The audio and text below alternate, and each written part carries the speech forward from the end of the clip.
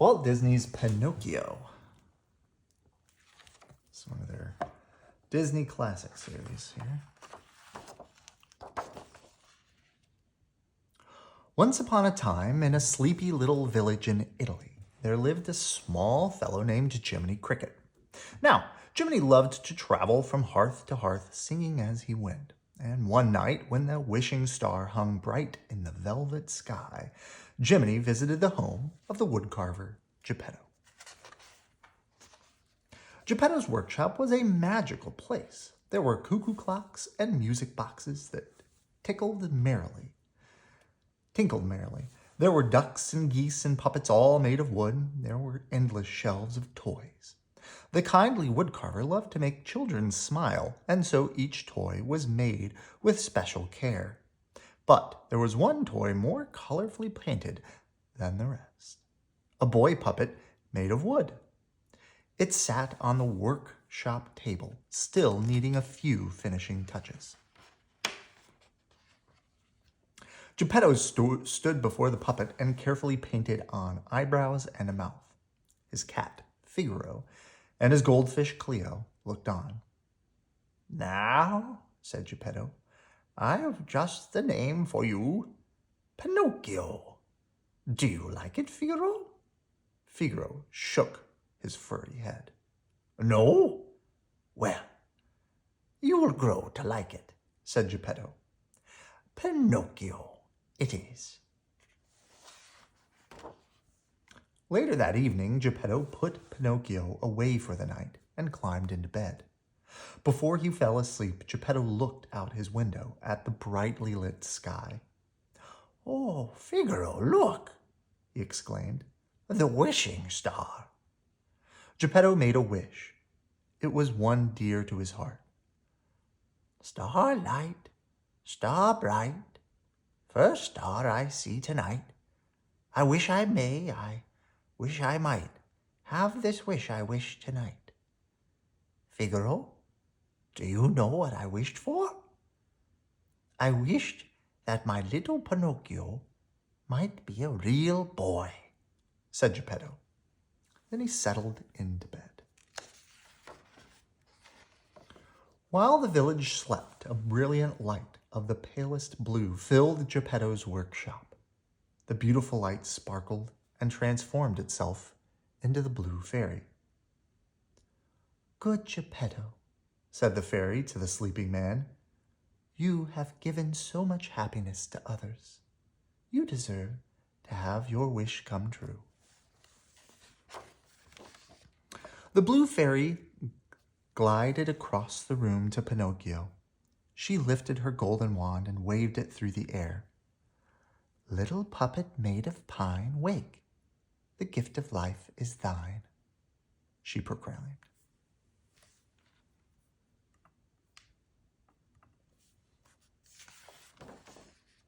As Jiminy Cricket watched, Pinocchio opened his eyes. He moved first one arm, then the other. Then he opened his mouth. "I can move," said Pinocchio, excited. "I can talk." "Yes, Pinocchio," said the blue fairy. "I have given you life because tonight Geppetto wished for a real boy." "Am I a real boy?" asked Pinocchio. "No, Pinocchio," said the fairy. "You may be a real boy someday, but first you must prove yourself brave, truthful, and unselfish. You must learn to choose between right and wrong." "But how will I know?" asked Pinocchio. "Let your conscience be your guide," said the fairy. "What's a conscience?" asked Pinocchio. "What's a conscience?" repeated Jiminy Cricket. "I'll tell you. A conscience is still small voice that people won't listen to. That's just the trouble with the world today," said Jiminy, jabbing his umbrella in the air. "Mr. Cricket," said the fairy, "would you like to be Pinocchio's conscience?" Sure."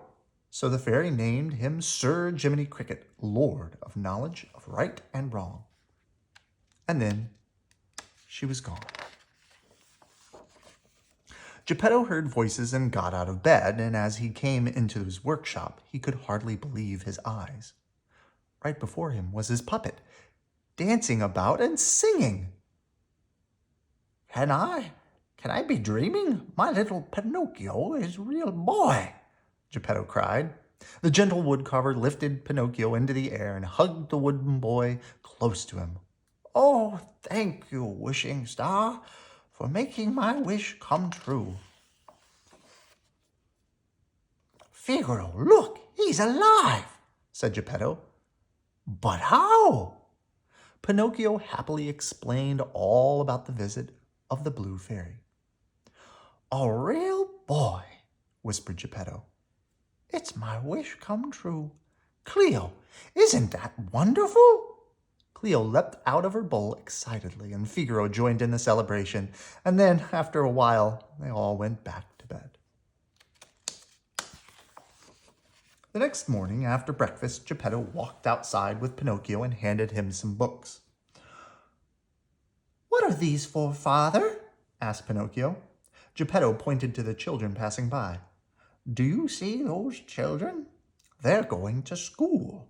Now, that you are a little boy and not a puppet, you must also go to school, Geppetto explained. With an apple in one hand and his school book in the other, Pinocchio hurried off in search of the school. He wanted to be like all the other boys and girls. I'll make my father proud, he said, gaily swinging his books and whistling. Pinocchio walked through the village quite unaware that he was being watched by two very suspicious-looking characters. Look at that, the fox exclaimed. A living puppet without strings. We can make a fortune if we sell him to Stromboli for the puppet show. The fox rubbed his paws together greedily. As Pinocchio walked by, the fox tripped him with his cane. Oh, I'm terribly sorry, apologized the fox. Allow me to introduce myself. I am J. Worthington Foulfellow, but my friends call me Honest John, he said with a bow. And this is my friend Gideon, he added, pointing to the cat standing beside him. How do you do? Replied Pinocchio politely. I must go. I'm in a terrible hurry. And where are you going? Asked Honest John. Why, to school, of course, answered Pinocchio. School, sneered the fox. Why? Waste your time going to school. Why waste your time going to school? A talented boy like you should be on the stage. Do you mean be an actor? Asked Pinocchio with wonder. Yes, just think of it. Bright lights, music, the roar of the applause, and fame. Gideon nodded his head in agreement. Come with us, said the fox slyly. We'll make you a star. Meanwhile, back at Geppetto's workshop, Jiminy Cricket was just waking up. Whew, said Jiminy, hurrying into his hat and coat. Fine conscience I turned out to be, late the first day. He fixed his tie, buttoned his vest, and ran out the door. Oh, well, said Jiminy, racing after Pinocchio. He can't get into too much trouble between here and school. But just then, Jiminy saw Honest John and Gideon leading Pinocchio down the street in the wrong direction. Hey, called Jiminy, hold on there. But Pinocchio didn't hear him. Jiminy yelled a little louder. Hey, Pinocchio, where are you going? Oh, hello, Jiminy, said Pinocchio. I'm going to be an actor. What? Asked Jiminy. Now, wait a minute, son. You can't go to the theater. Here's what you do, explained Jiminy. You say thank you just the same. You're sorry, but you've got to go to school. Right, said Pinocchio. Pinocchio, called Honest John. Yoo-hoo! Pinocchio heard his name, forgot all about Jiminy Cricket, and walked right into Stromboli's wagon. When Stromboli saw Pinocchio, he rubbed his hands together with glee. A puppet with no strings, thought Stromboli. He'll make me lots of money. That evening, Pinocchio made his stage debut. Jiminy Cricket had followed Pinocchio, and now he sat in the theater watching. Everyone seemed amazed to see a puppet without strings. When the show was over, the crowd applauded and threw gold coins at Pinocchio's feet. Huh, said Jiminy, impressed. They like him. The applause continued as Stromboli joined Pinocchio on stage. Pinocchio loved all the attention. He was stage-struck. Meanwhile, Geppetto was very worried. When nightfall came, he and Figaro went out to search for the missing Pinocchio. Oh, what could have happened to him? Asked Geppetto, swinging his lantern. Where could he be at this hour? Pinocchio! Geppetto called out until his throat was sore. Pinocchio! But by sunrise, Geppetto still had not found him. Back at Stromboli's, Pinocchio was in trouble. Stromboli threatened to use him as firewood if he didn't behave, and then locked Pinocchio in a cage. That night, Jiminy Cricket sneaked into the room. Pinocchio, said Jiminy, surprised to find his friend locked up. What's happened? Pinocchio explained, sobbing. Oh, don't worry, son, said Jiminy, hopping up to the cage. Why, I'll have you out of there in no time. Jiminy tried and tried, but he could not get the lock open. He had finally given up when a dazzling blue light filled the room. The Blue Fairy, whispered Jiminy. Pinocchio, why didn't you go to school? Asked the fairy. School? Well, Pinocchio thought quickly. I was going to school till I met somebody. You met somebody? Asked the Blue Fairy. Yeah. Two big monsters, and they tried to tie me in a big sack. Pinocchio was lying, of course. And with each lie, his nose grew and grew until it stretched through the bars of the cage. You see, Pinocchio, a lie keeps growing and growing until it's as plain as the nose on your face, explained the Blue Fairy. Oh, I'll never lie again. Honest, I won't, promised Pinocchio, trembling with fear. Jiminy Cricket cleared his throat. Oh, please, Your Honor. Miss Fairy, give him another chance, he pleaded. Since Pinocchio was genuinely sorry, the Blue Fairy waved her magic wand and unlocked the cage. I'll forgive you this once, but remember, a boy who won't be a good might be just as made as wood. Oh, I'll be good, insisted Pinocchio. Very well, said the fairy, and then she disappeared. Jiminy and Pinocchio jumped down from the cage. Come on, my boy, said Jiminy Cricket. Let's go. In a nearby tavern, Honest John and Gideon sat with the coachman. These three scoundrels were finishing up the details of a deal. Now the coachman was an evil man who lured naughty boys to Pleasure Island to make silly donkeys of themselves. Once there, the boys never returned home.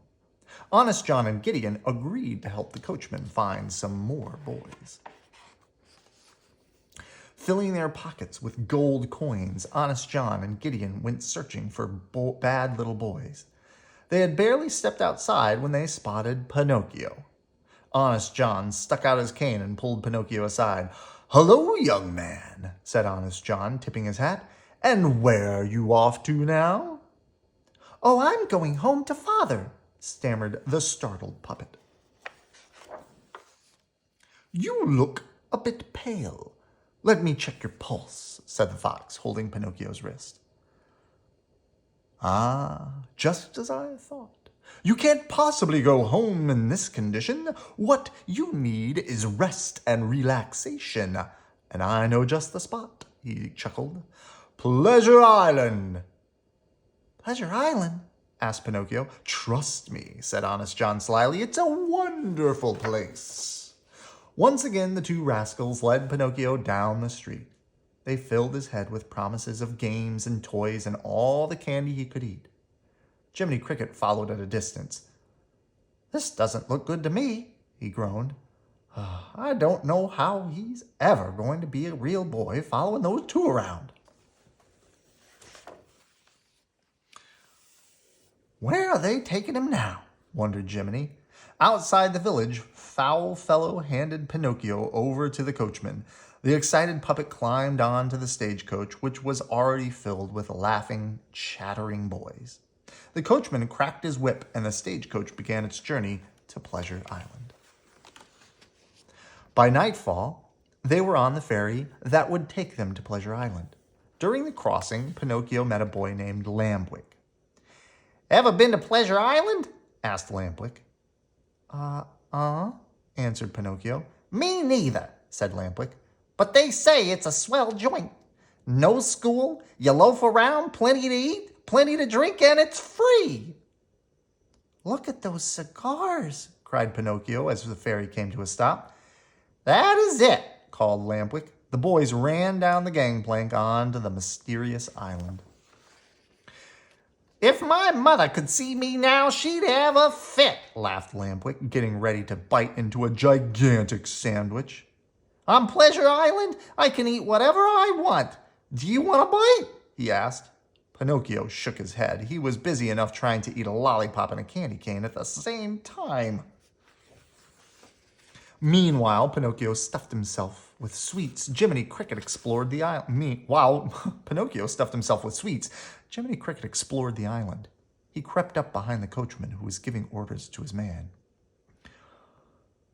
"As soon as those brats turn into donkeys, I want you to round them up. They should be down in the salt mines by daybreak," yelled the coachman, cracking his whip. "So that's it," said Jiminy, frightened. "I'd better find Pinocchio." Jiminy held on to his hat and raced off to warn his friend. Jiminy found Pinocchio in the pool hall with Lampwick. He told Pinocchio what he had just heard, and the two boys began to laugh. "You take orders from a grasshopper?" Lampwick snickered. "All right," said Jiminy, indignant. "Go on, laugh. Make donkeys out of yourself. See if I care," he added, stomping off. The two boys continued to giggle as Lampwick made fun of Jiminy. "You'd think something terrible was going to happen," laughed Lampwick. No sooner had he said this than he sprouted donkey ears. Pinocchio stared in horror as Lampwick also grew a tail, and his feet turned into hooves. Lampwick went on laughing, not noticing what was happening. Suddenly, Lampwick's laugh turned into a hee-haw. "Did that come out of me-haw?" he brayed. Pinocchio nodded, and then Lampwick felt his face and chin and his long ears. "Oh!" Lampwick cried, for he had indeed become a donkey. He galloped around the pool hall in a panic, and suddenly Pinocchio saw that he too had sprouted donkey ears and a tail. "Oh, Jiminy! Jiminy, help!" screamed Pinocchio. Jiminy Cricket rushed into the room, shocked at what he found. "Quick! We've got to get out of here!" yelled Jiminy. Pinocchio and Jiminy Cricket raced across the now deserted island, leaping over mounds of discarded candy and toys. They ran as fast as they possibly could. "Faster, Pinocchio!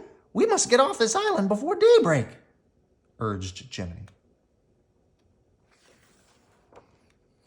When they reached the edge of the island, they found themselves at a cliff overlooking the sea.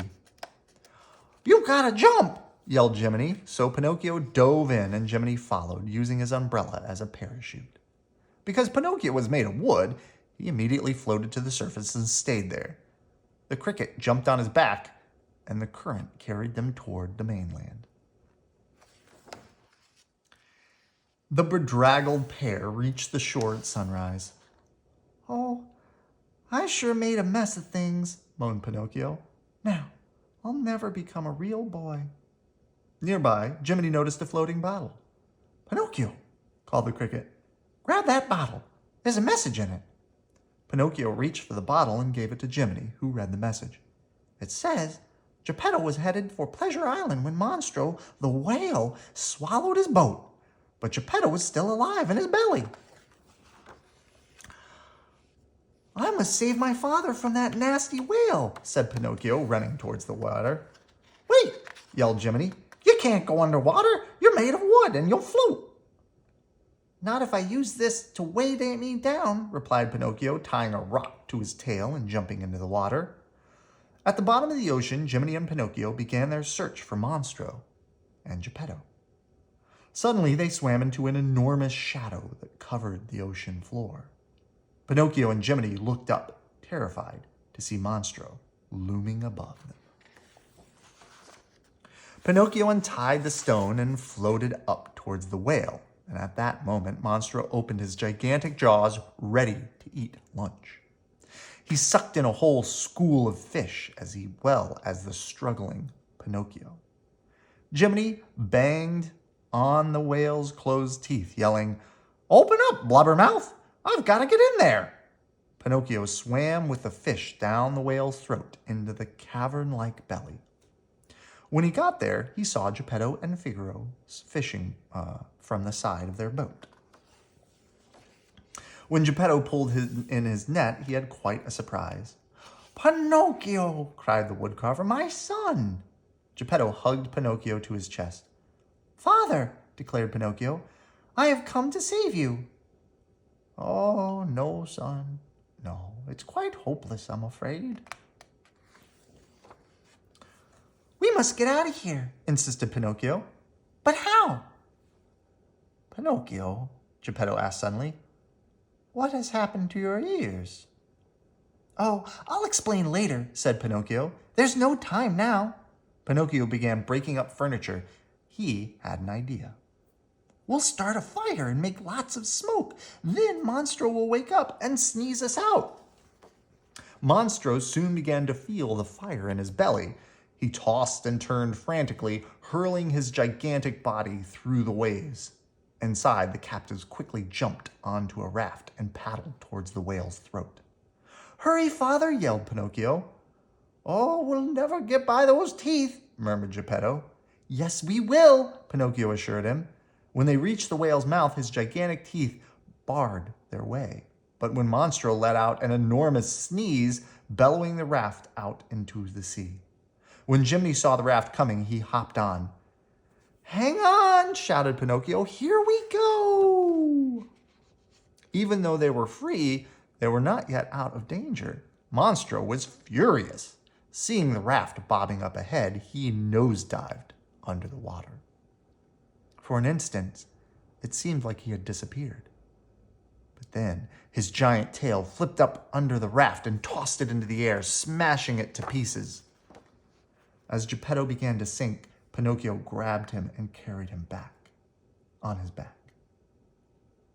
"Swim for shore, save yourself," the old man moaned, gasping for air.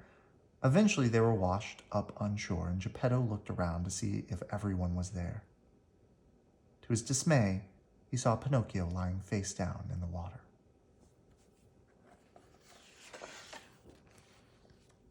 "Oh, my brave little boy," Geppetto cried, lifting his still body into his arms.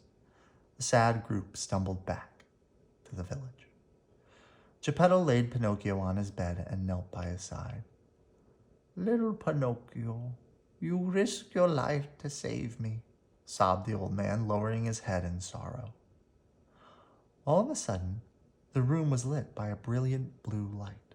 The blue fairy appeared, waving her magic wand over Pinocchio, and she said, "Now you have proven yourself brave, truthful, and unselfish.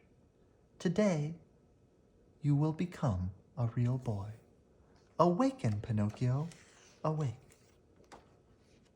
The lifeless wooden boy was suddenly transformed into a real live little boy. Sitting up, Pinocchio blinked his eyes. Why are you crying, Papa?" he asked. "Pinocchio, you're alive!" gasped Geppetto with joy. "You're a real live boy!" Cleo jumped with joy and Figaro danced a jig. At least the gentle woodcarver's wish had come true. Oh, at last, the gentle woodcarver's wish had come true. Jiminy Cricket watched the joyous scene. "Now, I know that wishes do come true sometimes. Sometimes it's come true. Oh, goodness. Now, I know that wishes do sometimes come true," he said with tears in his eyes. And that's the last page.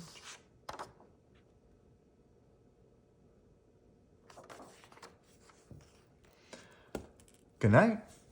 I love you.